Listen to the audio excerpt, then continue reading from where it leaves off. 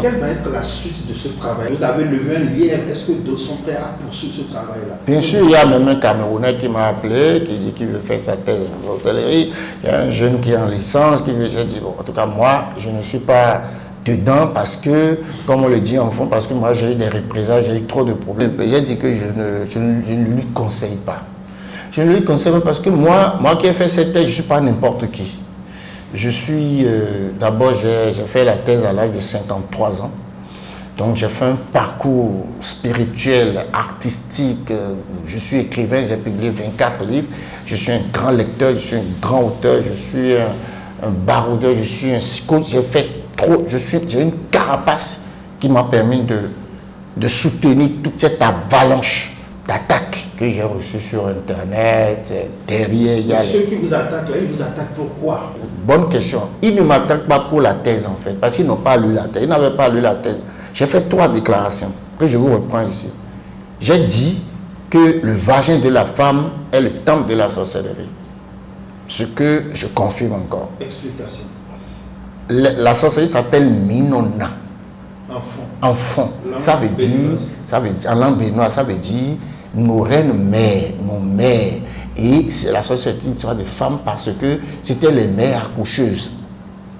Et quand vous prenez le sexe de la femme est, pour faire diplomatie, est le temple de Dieu.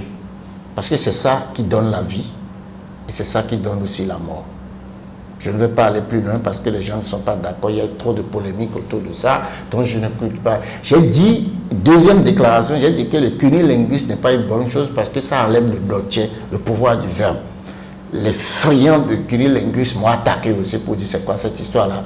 Mais je persiste et je signe.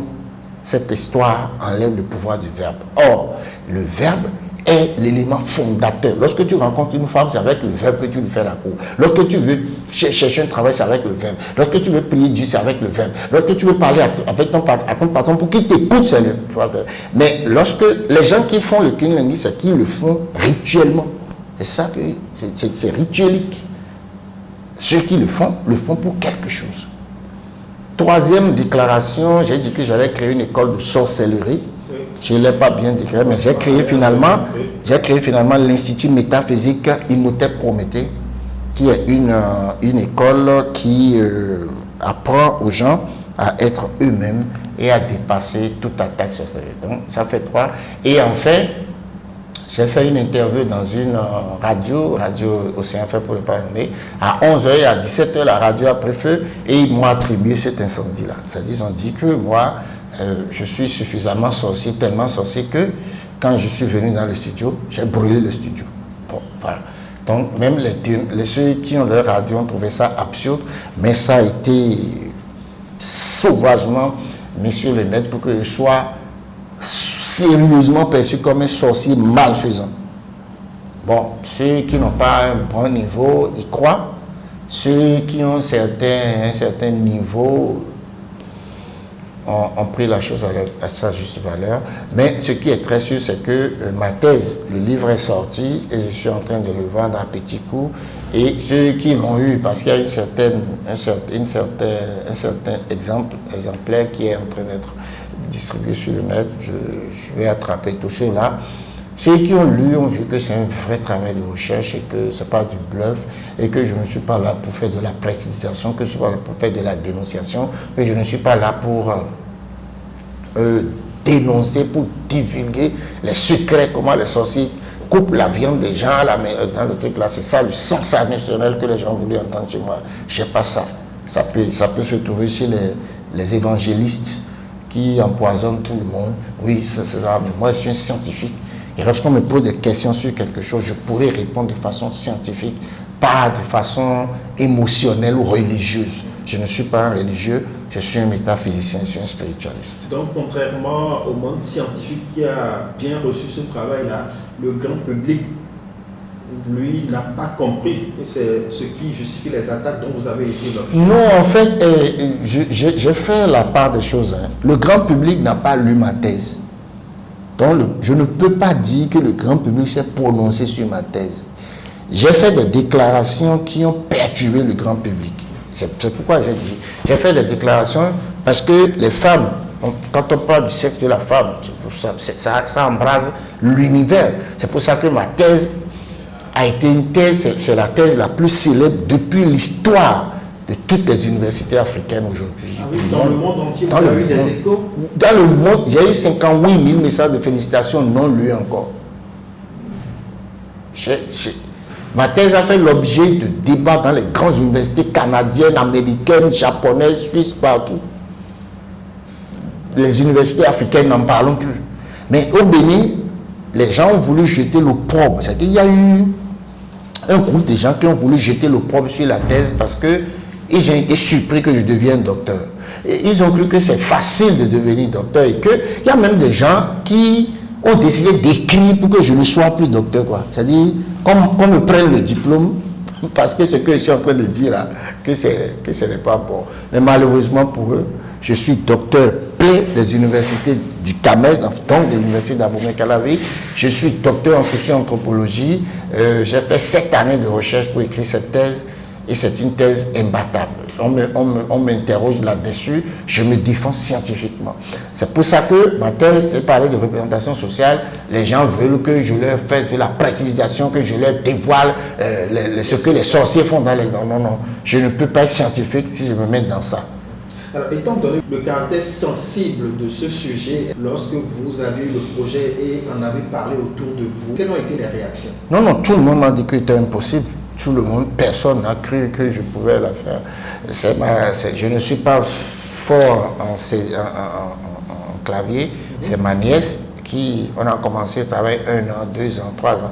Après 4 ans, 5 ans, tous mes collègues ont soutenu leur thèse.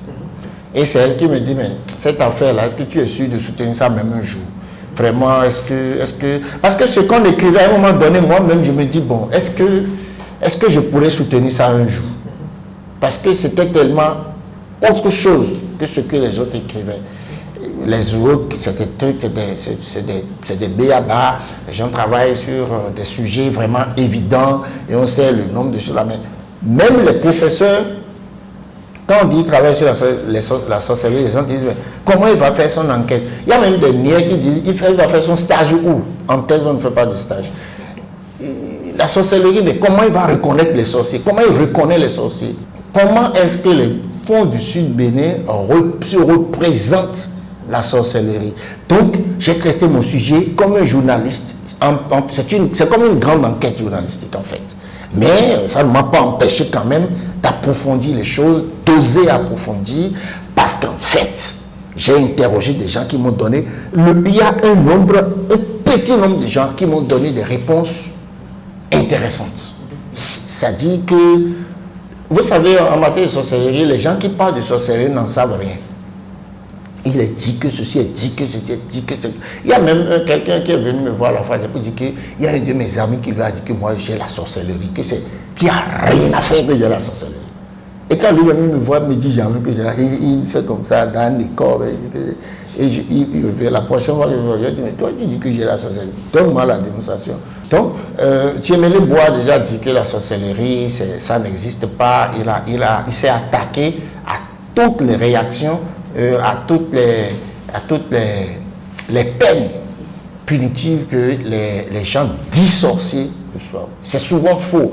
Quand on dit que telle personne est sorcière, peut-être qu'il a les yeux rouges, rien ne lui marche, et quelqu'un a dit que voilà, quelqu'un a soupçonné, a rêvé, on l'a trouvé dans un rêve, on peut passer cette personne à tabac jusqu'à soumettre à la vindicte populaire, tout ça, là, il y a de l'injustice, il y a les droits de l'homme qui sont violés, c'est ce que Ramsès Bois a dit, mais moi, j'ai travaillé sur la perception. Qu'est-ce qu'ils en disent? Et après ça, je suis allé un peu au fond et j'ai tiré des conclusions en disant qu'il y a de bonnes choses dedans et qu'on peut l'utiliser pour faire le développement. C'est ma thèse. Alors, je rappelle donc à nos internautes que nous recevons ici le docteur Florent Eustache-Hessou, qui est journaliste, animateur culturel et qui a soutenu une thèse sur les représentations sociales de la sorcellerie au sud du Bénin, notamment chez les Fonds. Alors, docteur Hessou, est-ce que ça a été particulièrement difficile pour vous d'avoir des informations et surtout de convaincre des sources non profanes? C'est votre qualification des sources non profanes. Oui, naturellement, parce que vous savez, quand j'ai dit que je veux faire ma thèse sur la sorcellerie, je suis allé voir un monsieur que moi-même je perçois comme un sorcier.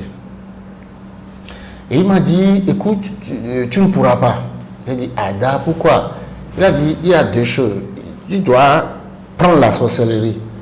Il a dit, mais même si tu prends la sorcellerie, tu n'auras même plus le droit de parler de la sorcellerie comme ça. Parce que nous allons prendre ça comme le dévoilement. C'est-à-dire, tu es de notre confrérie et tu en parles, donc on va t'attaquer. Donc, de toutes les façons, si tu ne peux pas faire ta thèse si tu ne prends pas la sorcellerie. Si tu prends la sorcellerie, tu ne peux pas le faire encore. Il a dit, mais, donc je ne prends pas la sorcellerie. Il a dit, qu'à cela ne tienne. Il a dit, ok. Donc je ne prends pas la sorcellerie. On s'entend. Maintenant, vous allez me donner des informations. Et chaque fois que je vais chez lui pour faire mes enquêtes, je n'ai ni enregistré, ni stylo, rien. C'est son exigence? Non. Parce que lorsque tu commences à prendre, si tu prends ton stylo, le gars ne te donne plus l'information. Donc, moi, je prends je sais dans quelles conditions j'ai eu mes informations. J'allais, ça va, bon, vraiment, telle chose, là, comment ça se passe. Et quand tu vois, et parfois tu joues au distrait, tu fais comme si tu ne comprends rien, et il te dit des choses. Il te dit des choses, et c'est quand je rentre que j'écris. Je n'écris jamais, je n'enregistre jamais. J'ai fait 2000 pages blanches à la main avant d'écrire cette thèse de 300 pages. Donc, en fait, les gars, quand ils se sentent en sécurité, ils disent des choses. Il ne faut pas de dévoilement, mais ils disent, ah, ceci, c'est ça. Et je note. Et c'est avec eux que j'ai eu les choses les plus brillantes, mais dans des conditions sans importance. Autour d'un pot, autour d'un verre, d'une bouteille de whisky, enfin d'un verre de whisky, j'ai mes infos. Donc, mais je n'ai jamais fait de dévoilement, je n'ai jamais traité des secrets parce que quelqu'un l'a fait au Congo, il en a eu pour son compte. Mais les gens qui m'ont attaqué, c'est qu'ils n'ont même pas encore lu la thèse. Et quand les gens ont commencé à lire la thèse maintenant, ils ont vu que c'est carrément autre chose. Parce que qu'est-ce que les gens font? Les gens des églises importées, on montre comment on sort du corps, on va dans l'Iroko, on coupe la viande des gens, comment on empêche les gens d'accoucher, comment on vole l'âme des gens. Et on est en train de dire ça tout le temps. Finalement, j'ai dit non, si tu veux faire une thèse, tu ne peux pas dire ça parce qu'il faut que tu démontres ça scientifiquement. Tu ne peux pas démontrer. Mais lorsque tu fais une thèse et que tu peux démontrer que les gens ont des idées chargées, négativement chargées sur la sorcellerie, que la sorcellerie, je découvre que les mêmes outils que les sorciers utilisent pour faire le mal, ils peuvent aussi volontairement utiliser ces outils pour faire le bien et donc développer notre pays, notre Afrique, parce que le développement original est là. C'est ce qui peut-être ne se fait pas. Alors, docteur Hessou, est-ce qu'à un moment donné, vous avez eu des doutes, de la peur dans l'abord de ce sujet, pendant que vous étiez dedans? Oui, naturellement, parce que tout le monde m'a donné la peur, tout le monde m'a promis la mort, tout le monde. Même quand j'ai soutenu le 10 novembre 2021, des gens m'ont dit que je n'allais pas voir 2022.